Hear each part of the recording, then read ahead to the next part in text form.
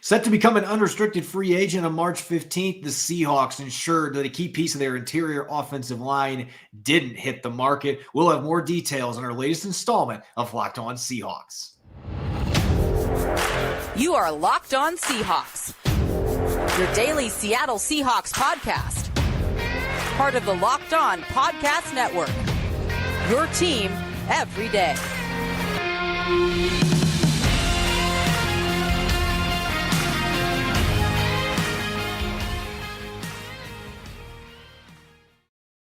Greetings, 12. This is Corbin Smith, your lead host of the Locked On Seahawks podcast, part of the Locked On Podcast Network, your team every day. Glad to be joined, as always, by my co-host in crime, Rob Ring. It's Transaction Tuesday, and as always, a special thanks to all the 12s out there for making Locked On Seahawks your first listen 5 days a week. We're going to be revisiting the quarterback situation for the Seahawks. We talked yesterday about Greg Olson's arrival as the quarterback coach. Maybe that opens the door for some other possibilities, not named Geno Smith. We let our fans have some input on what's going to happen with the Seahawks quarterback situation. And we're going to continue our free agent primers with the speedy Marquise Goodwin. Will he be back for a second season next to DK Metcalf and Tyler Lockett in Seattle's receiving core? A jam-packed Tuesday episode coming your way, courtesy of FanDuel Sportsbook, official sportsbook of the NFL. Make every moment more. Visit FanDuel.com/LockedOn today to get started. Now for your lead story here on our Tuesday edition of Locked On Seahawks.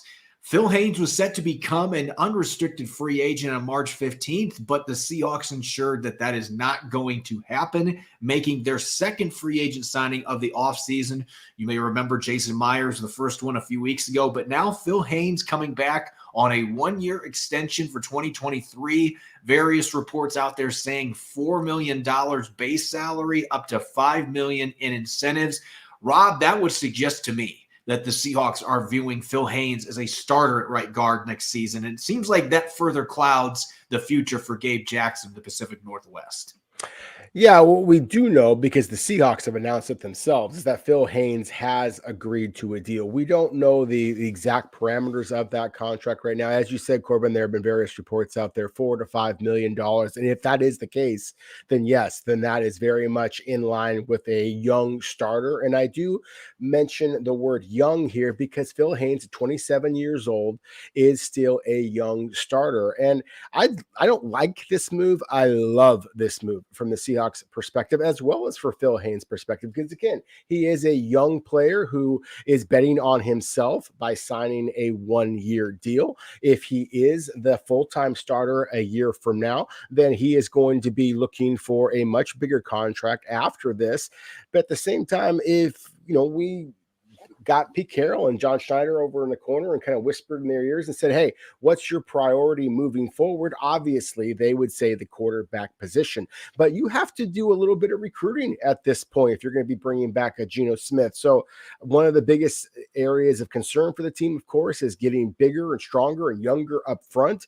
And so reward one of your own in Phil Haynes by bringing him back. That has to be one of your very top priorities. So I love the move in that regard. I also love the fact that, and you mentioned it, Jason Myers before, when you have an impeccable season, the way that Myers did, he should be your top priority. So it just feels like the Seahawks, Corbin, are kind of checking off some of the critical boxes before we get to the combine on the day in which the franchise tag window opens up. I think that this was a symbolic move in some ways, that the Seahawks are trying to make sure that they check off all of the boxes that they need to do before they make the big decision at quarterback. Yeah, I think that that's a very good point. They're trying to take care of some of this other business before the NFL Combine comes up beginning of next month. And what a lot of fans don't necessarily understand, of course, the Combine, they're going to be paying close attention to what the prospects are going to be doing with their workouts, with the meetings that they have with teams, everything that goes on in Indy. But there's a lot of roster-related stuff that goes on behind the scenes. Last year, a certain quarterback named Russell Wilson, the Seahawks were working on a deal with the Denver Broncos to trade him away in Indianapolis. And so a lot of business happens in Indianapolis at the Combine, and I would anticipate that they are going to be trying to set themselves up where they can solely focus on hammering out a long-term deal with Geno Smith in early March at the Combine. so they don't have to use the franchise tag. And that deadline is going to be coming up on March 7th. So they have 3 weeks. That window's starting today.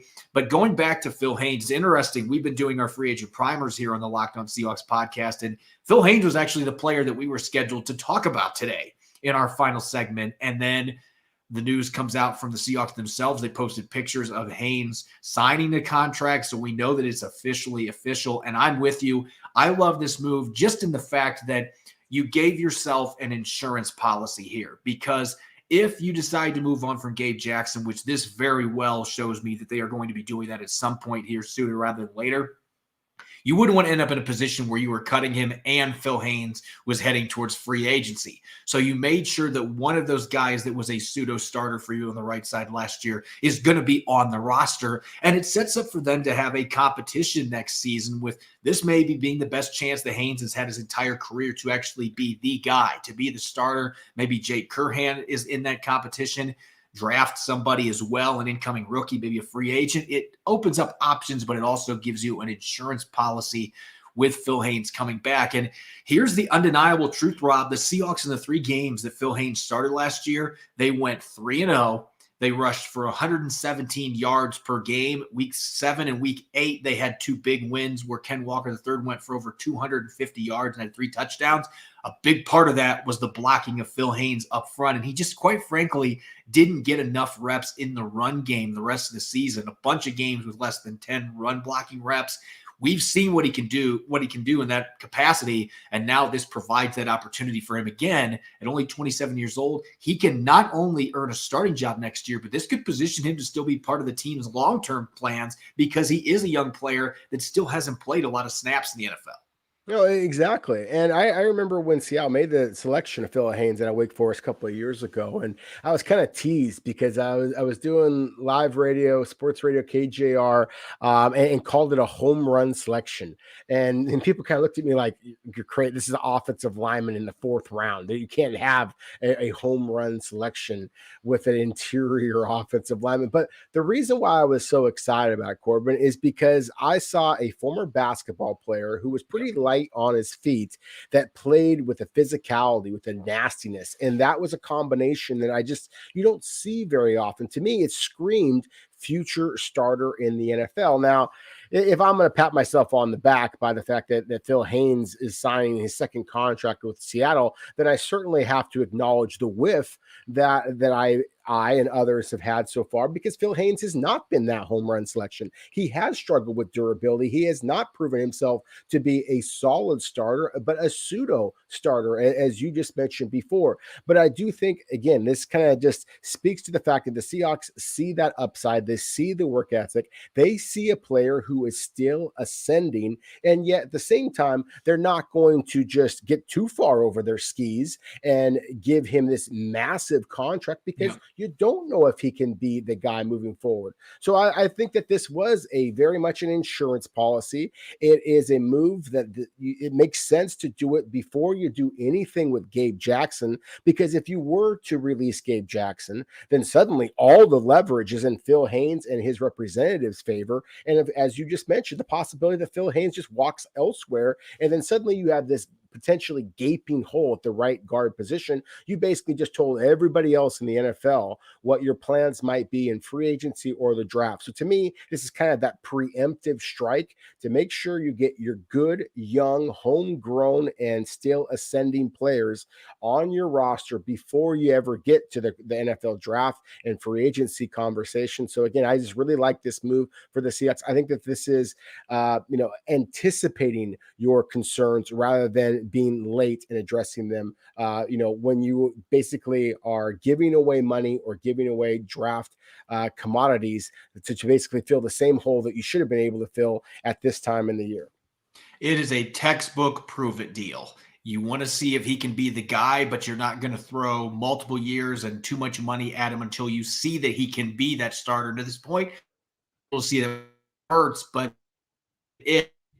this real quick. We don't have anything official from the Seahawks, but thanks to our friends at the Pedestrian Podcast, they broke the news. And according to my sources, they are 100% accurate on this.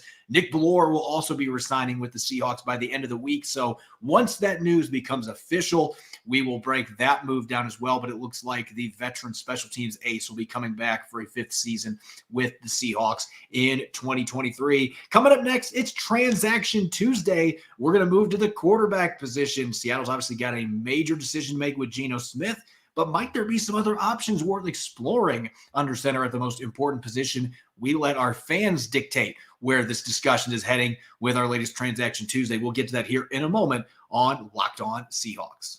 This episode is brought your way by Built Bar. Looking for a delicious treat but don't want all the fat and calories? Then you got to try a Built Bar. We just got through the holidays, and I know my goal is to eat a little healthier this year. If you're like me and you want to eat healthier but don't want to compromise taste, then I've got the thing for you. You got to try Built Bars. They're so delicious, you won't think that they're good for you. It's perfect for your New Year's resolution. And what makes Built Bars so good is they're covered in 100% real chocolate.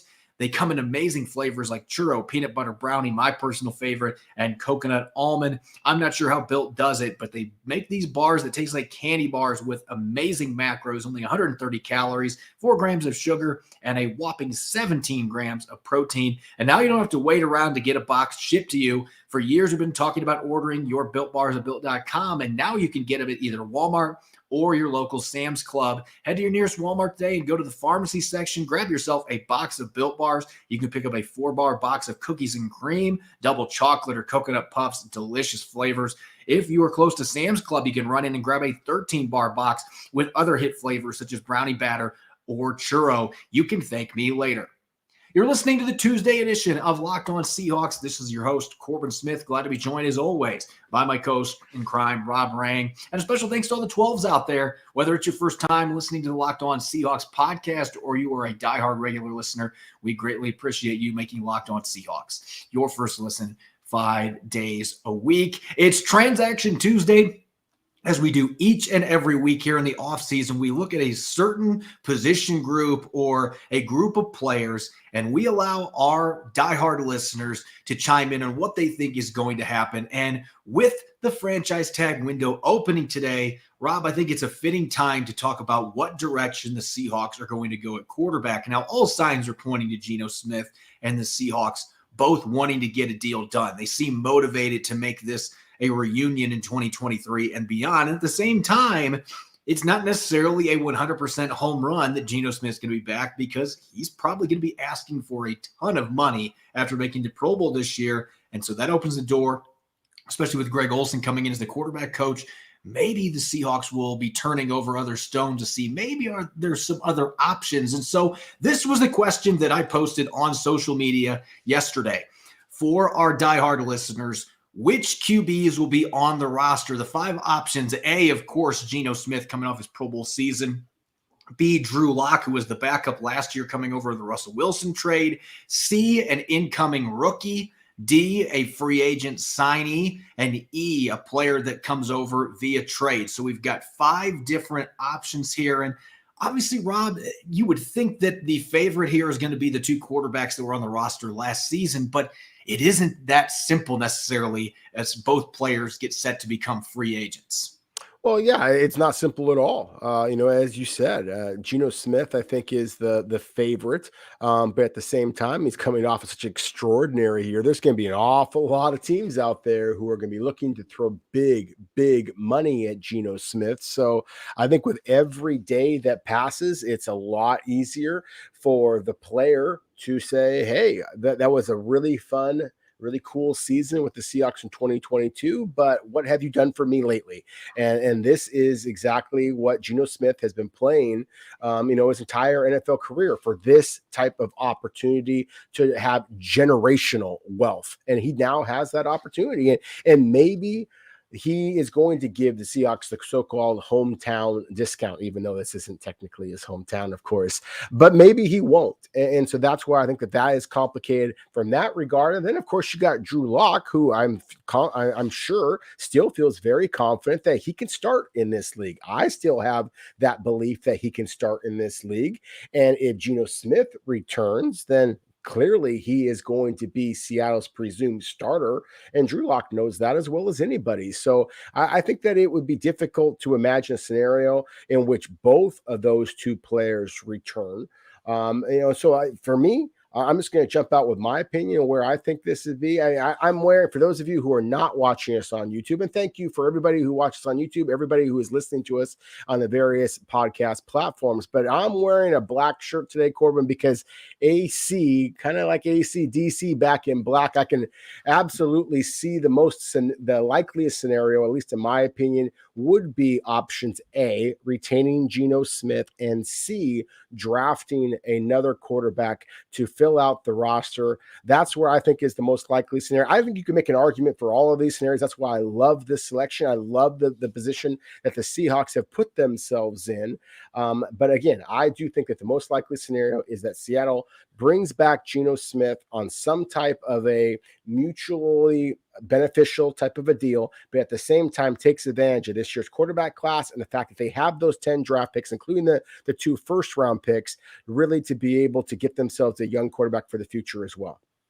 I posted a poll to go with the original question about who is going to be starting for the Seahawks under center next year. And honestly, Rob, I thought that Geno Smith was going to be above 85%, but with 674 votes, it was actually only at 70.3. That's obviously still a major majority of the votes, but Drew Lock got 9.3%, and incoming rookie got 14.1. So there's still a decent sized contingency of fans out there that think that the starting quarterback for the Seahawks is going to come from April's draft. And then 6.2%, you had a handful of people that were either saying Lamar Jackson or Justin Fields as the starting quarterback for the Seahawks next season. And that's another option that'll be for a discussion for another day. But just looking at a handful of listener responses, I will tell you this: most of our listeners said A and B. They would like to see Geno Smith and Drew Lock do it again. I personally think that it's far-fetched to think both of them are going to be back, especially because Dave Canales is now in Tampa Bay. And I think Drew Lock, most likely of the 2 quarterbacks, is most likely to be going to the Buccaneers to compete for a starting job. He has a much better chance to do that there than in Seattle with Geno Smith, who is going to be the guy if they're going to be paying him the money that he is going to be asking for. But most of our listeners said A and B, or they said A and C with that incoming draft pick learning under Geno Smith starting in 2023.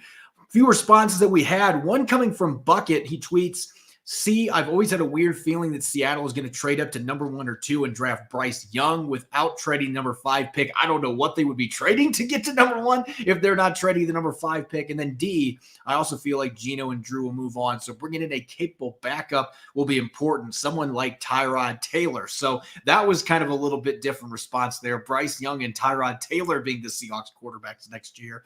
And then Mark-Andre Ross said Geno Smith and Tyler Huntley, who has started a handful of games for the Baltimore Ravens. That might seem a little far-fetched, especially with Lamar Jackson's future up in the air in Baltimore. NCPNS tweets, not what I would do, but I expect Geno and Anthony Richardson in the draft. That's been a common name that we've thrown around here as well.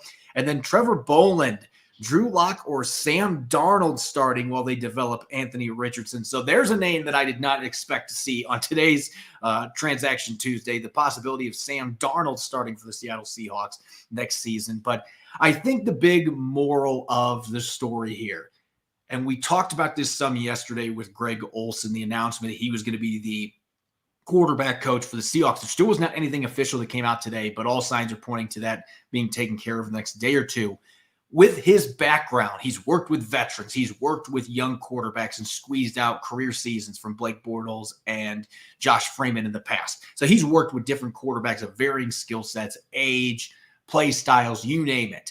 It does open the door for the Seahawks to have more flexibility and more confidence in looking at other options, including bringing in rookies, because you know the track record for Greg Olsen. And you also know there's a certain free agent that is available right now that had his 2 best seasons in Las Vegas playing for Greg Olsen. And so I guess I will just say this, Rob, my personal opinion, I agree with you. I think Geno Smith and a rookie coming in is probably the most plausible outcome here. But I think that it's a little more out in the open now that there could be somebody else that emerges, whether it's a rookie they fall in love with, they draft early, or Derek Carr or somebody like that in free agency. If Geno Smith outprices himself, which could happen, maybe Seattle decides, you know what? We got a QB coach that knows this player really well. He's been a good quarterback in the NFL. Maybe they choose to go another direction. I doubt that happens, but really the moral of the story here, they have created a ton of flexibility for themselves at the most important position on the field. They absolutely have. I mean, they have created such flexibility for themselves. Again, it's one of the things that I kind of applaud how the Seahawks have done this, just because of the fact that, again, they have the draft picks. They have the experience in the coaching staff, whether it be Pete Carroll, whether it be Greg Olson, to go that route should they want to. And I think that they've got to be as confident as they've ever felt that, hey, our system works. We can find a quarterback off of the so-called scrap heap out there that everybody else thinks can't play, and they will be successful in our system. And it's not just Geno Smith. It's not just Russell Wilson. Go back to Tavares Jackson and Matt Hasselbeck. I mean, and obviously the myriad of quarterbacks that Pete Carroll had his success with at USC and previously with the Patriots and the Jets as NFL head coach as well. Quarterback has not been the issue very often for Pete Carroll's teams. It has been turning the ball over or some inconsistency on defense, whatever the case might be. But quarterback has actually been a position that's been pretty consistent throughout Pete Carroll's coaching career. So again, I think that the likeliest scenario is, again, bringing back Geno Smith. But I agree with you. I think that there is a number that is in the Seahawks' head that they will not go past. And if Geno Smith bets on himself and just looks for that biggest top dollar, I do think the Seahawks are confident enough in their own ability to evaluate the prospects in this draft, as well as those veterans who are available. I think Derek Carr is a fascinating name to keep in mind here, as you mentioned, with the familiarity with Greg Olson, and just the fact that you're talking about a West Coast guy that, has been very successful in the NFL. You put Derek Carr's numbers up against just about anybody out there. This is a Pro Bowl caliber quarterback who is still young, still hungry. So again, I think that the Seahawks have a lot of flexibility at the quarterback position. I don't think that they feel like they have to have a Patrick Mahomes, a Josh Allen, Lamar Jackson, one of those guys who is so special that they demand such an incredible amount of salary cap dollars. I think that they feel like they can get a good player, build around him by bringing back free agents like Phil Haynes, for example, addressing the defense and being able to win that way. And I think what really, to cap this conversation off, I think what makes this even more fascinating and maybe adds more intrigue with Olson coming in, if they don't get a long-term deal hashed out in the next 3 weeks, the Seahawks have to use the franchise tag on Geno Smith by March 7th. The issue is if you decide to go that route and you are maybe looking into Derek Carr or somebody else like that, you can't make both those moves simultaneously. You will have to be able to trade Geno Smith maybe to the Tampa Bay Buccaneers if they can get out of salary cap hell, or whoever else might be interested.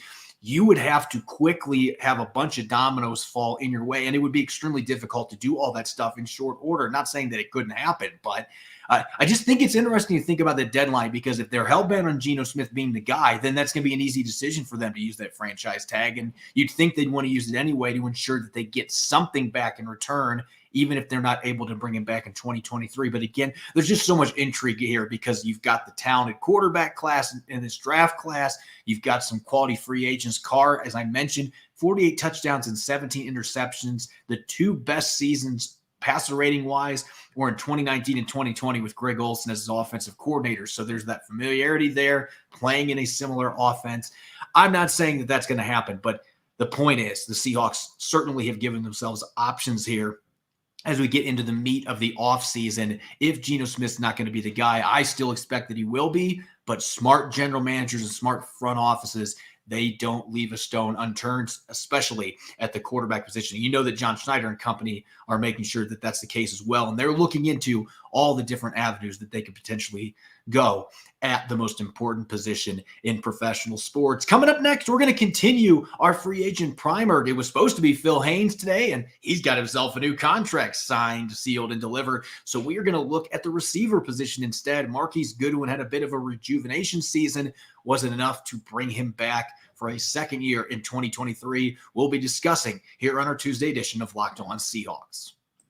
This episode is brought your way by FanDuel. We're now past the midway point of the NBA season. Now is the perfect time to download FanDuel, America's #1 sportsbook, because new customers get a no sweat to $1 back.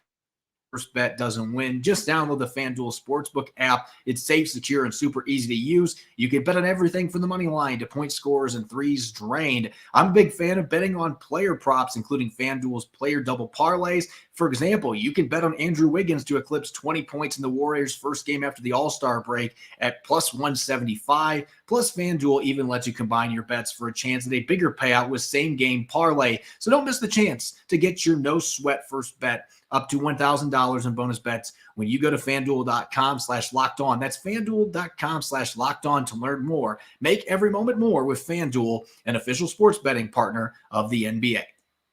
You're listening to the Tuesday edition of the Locked On Seahawks podcast, part of the Locked On Podcast Network, your team every day. I'm your host, Corbin Smith. Glad to be joined as always by my co-host in crime, Rob Rang. And a special thanks to all the 12s out there as always for making Locked On Seahawks your first listen 5 days a week. We greatly appreciate it. It's time to continue talking free agency. The Seahawks doing a little bit of cleaning up here, heading towards the combine. They signed Phil Haynes today. Reportedly, there's going to be a contract coming for Nick Bellore as well. Another key veteran free agent that maybe has a chance to be back next year. And we wouldn't have been talking about this a year ago because he wasn't even on the roster until May. But Marquise Goodwin had a bit of a rejuvenation season with the Seahawks as their clear-cut number 3 receiver, finished with more receiving yards and more receptions in a season than he had had since way back in 2019 when he was with the 49ers. So certainly he built chemistry with Geno Smith. He gave the Seahawks another explosive weapon. He did a lot of damage out of the slot.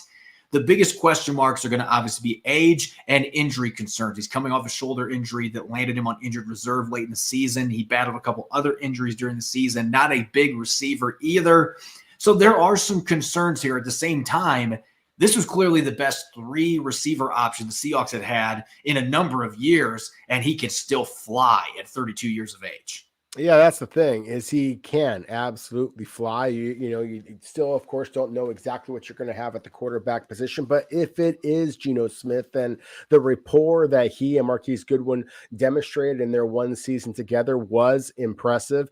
You mentioned the durability factor. To me, that's the scariest thing here. Is you're talking about a wide receiver, Corbin, who has played 9 seasons in the NFL, and only one of them did he play all 16 games. But at the same time, speed answers all questions in the NFL. And unlike the receiver and running back positions we've talked about here recently, I am not in love with this wide receiver class. Now, there's going to be some good football players, but there's a reason why I've projected the Seahawks to go with the receiver as early as the first round, because to me, it really drops off. And so there's just not a lot of guys who can run the way that Marquise Goodwin can. So if Seattle was to offer him a similar deal as to what they gave him a year ago, basically just $1.2 to $1.3 million. Yeah, I think that's a great deal for the Seahawks as well as for Marquise Goodwin, because he may not have a lot of suitors out there. But as you said, it's been his most productive year in the NFL for the last several seasons. And so I do think that there is a good chance that he could be retained. And I think that he could actually even eclipse the numbers that he had this past year, because there's going to be that much more confidence in Goodwin from the get-go.